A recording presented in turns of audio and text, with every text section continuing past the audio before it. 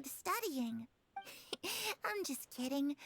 Being able to study whatever you want without having to fear for your life actually sounds pretty great.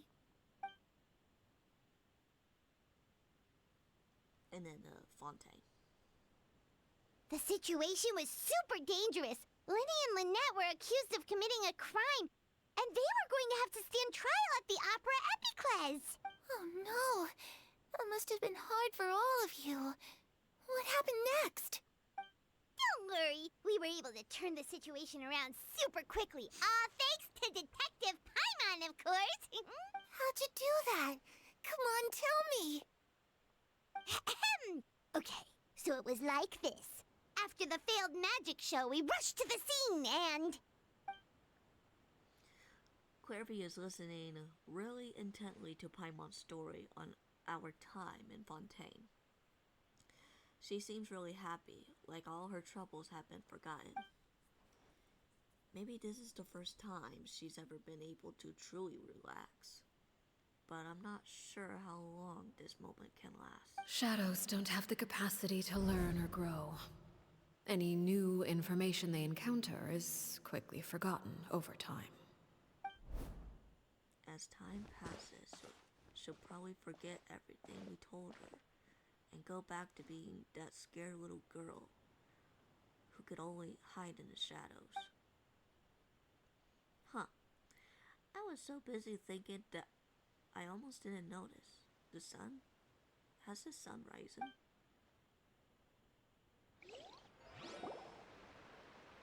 I don't know. Oh, another cutscene? Clairvy, you've worked tirelessly from the shadows to overthrow the House of the Hearth. Now, by my authority as the Knave, I shall announce how this matter ends. You are hereby expelled from the House of the Hearth. You are no longer tied to this place, nor are you bound by its rules. You're saying that I can finally leave? I get to experience the outside world as well? Oh, I almost forgot. There's no getting older for me. Still, seeing who you grew up to be makes me really happy, Parallel. Take care of yourself. Goodbye. May we meet again someday.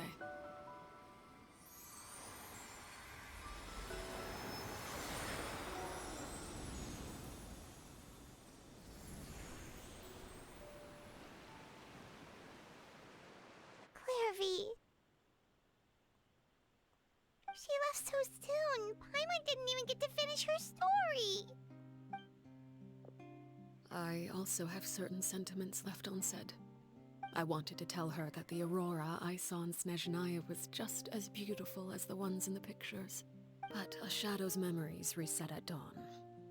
Had we delayed any longer, we wouldn't have had the time to say goodbye.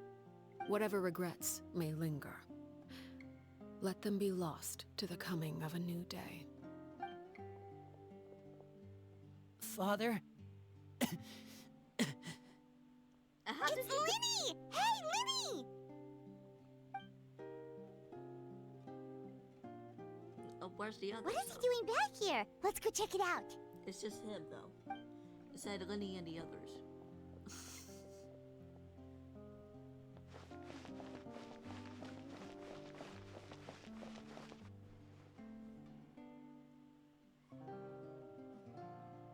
Father, the bottled flames have been administered.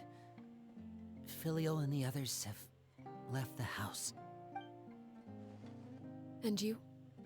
What have you decided? Thank you for giving us that choice, Father.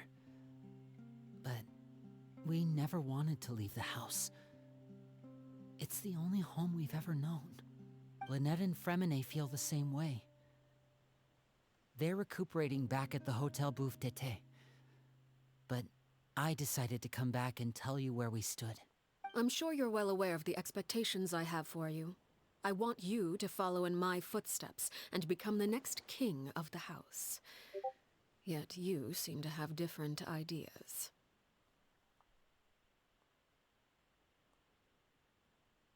Hold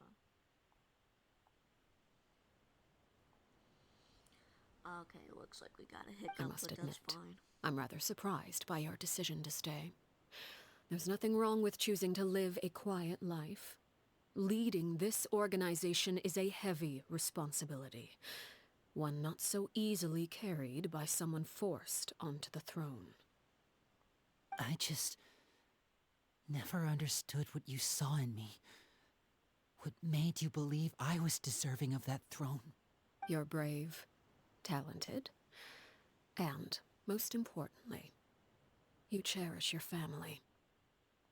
You would do anything to protect them, even if it costs you your life.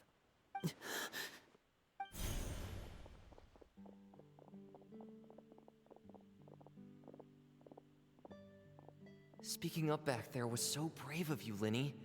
It's all thanks to you that we were able to convince Father to back down. You're a hero, Linny. Hero. Father is the real hero. Had Father gone all out during the duel, there's no way I would have walked away with my life. She must have had it all planned from the beginning, from the very moment she suggested a duel. I'm not deserving of that title. I'm not strong enough or smart enough. You're wrong. In my opinion, all you need to be deserving of the throne is conviction and the necessary strength to act on it. We may have different ideas of what it means to be a family, but you can hardly be said to lack conviction. What you truly lack is strength. For someone of your talent, though, that's something that will come with time. Even without that strength, you still chose to face me in a duel, even though the odds were stacked against you. That capacity to honor your convictions is what I truly see in you. Father. No one knows what the future holds, what tragedy or triumph may be in store. Being at the head of this organization requires the strength of will to face whatever comes. Caution will only hold you back. If reaching a certain standard were required to go after what you want, I would never have succeeded in killing my predecessor. Back then, there was still a considerable gap between our abilities. Strength may decide the ultimate victor, but those who let a lack of strength dictate their decisions or undermine their convictions will never be worthy of the throne. I understand, Father. Thank you. Children must grow up to surpass their parents. Only then can a family continue to flourish. The road ahead is not an easy one, so I'll ask you one last time. Are you certain you want to stay? You've done so much for me, Father, and that kindness must be repaid. Plus, with Project Stuja at hand, there are many dangers ahead, and I, for one, don't intend to back down. Protecting my family at all costs. That's my conviction. Then you're welcome to stay. As for Project Stuja, you need not be too concerned. If those cowardly businessmen and heartless dignitaries try to take us down, I'm prepared to teach them a lesson. Having members who longed for the light was our organization's last weakness. With those members no longer among our ranks, the House of the Hearth is like a spider hiding in the shadows. We need only wait for our prey to come to us. At present, our imperative is to use their plan to our advantage. In doing so, a crimson moon shall rise amid the frigid blizzards of winter. No demonstration of loyalty shall go unrewarded, and no sacrifice shall be in vain. As for the two of you, whether we meet again as friend or foe, I'll remember the camaraderie we shared in this moment. No matter how arduous the journey ahead, I hope we both reach our desired destination. And most of the team is dying. Okay. Alright.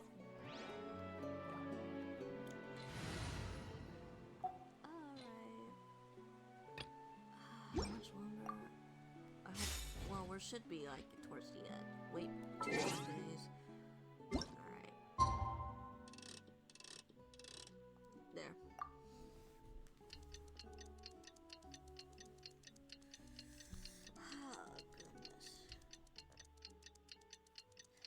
So,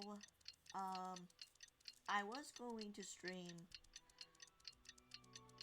and then I got interrupted during stream.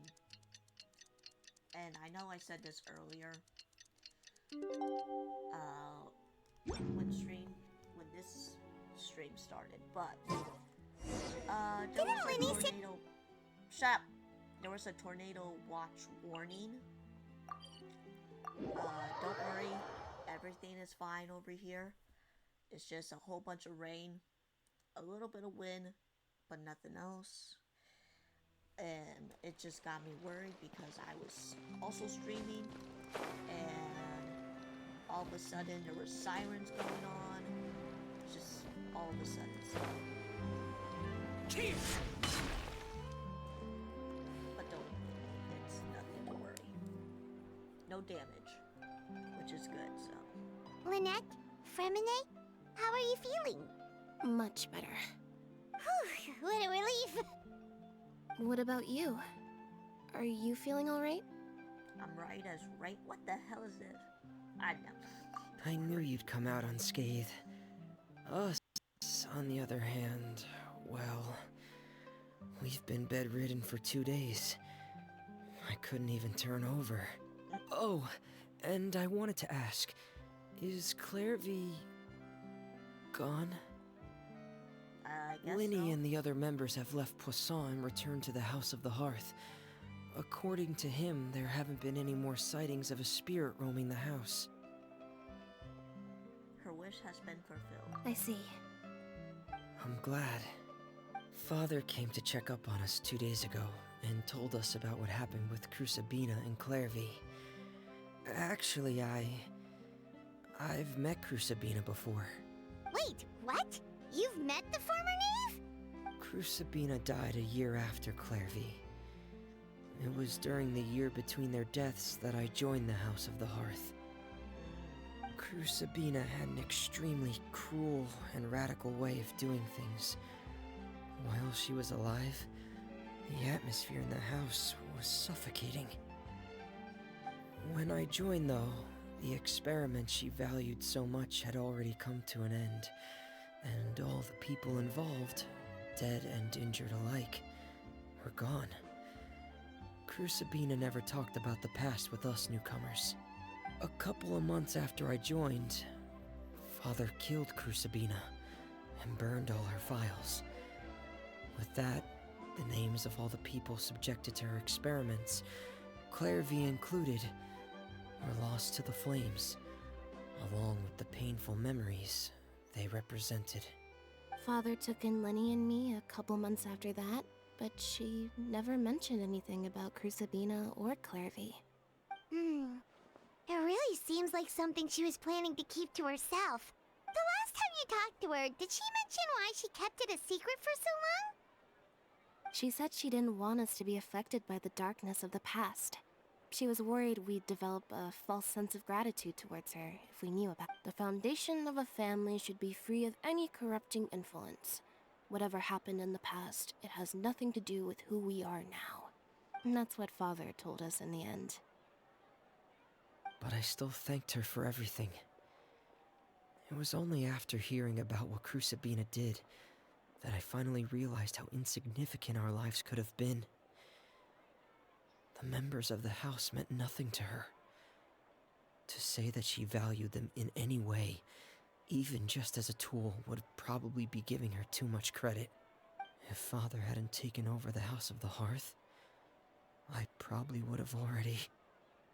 She saved you in the end. Father rarely brings up the fact that she saved us. She doesn't believe that being indebted to her should be what ties us together. But even if we didn't owe her anything, we would still choose to stay. Because this is our home.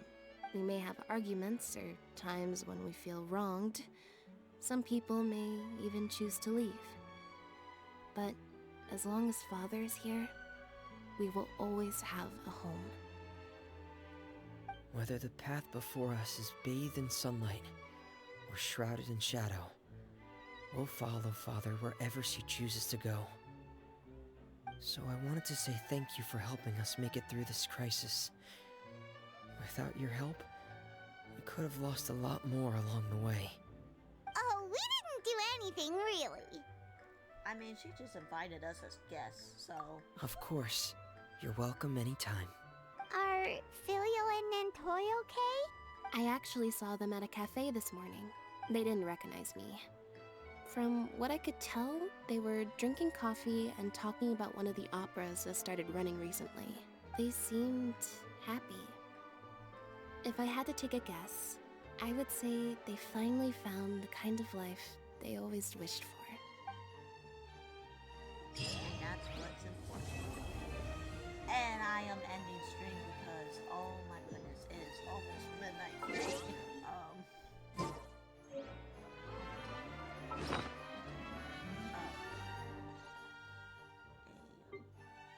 A new thing. How come I didn't sign this as well? Oh, whatever.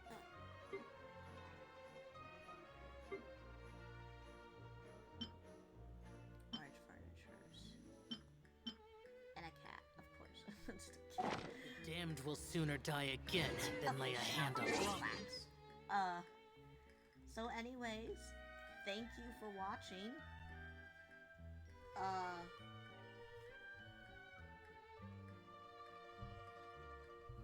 Yeah, just here. Hold on. I'll just give it to you. I'm pretty sure the link will still work.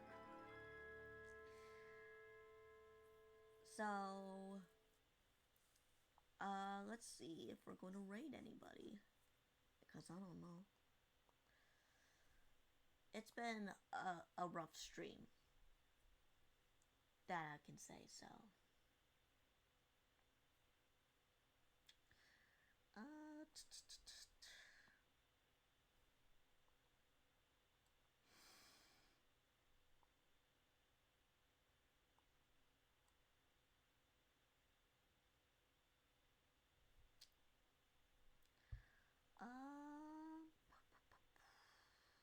I think we may have a person.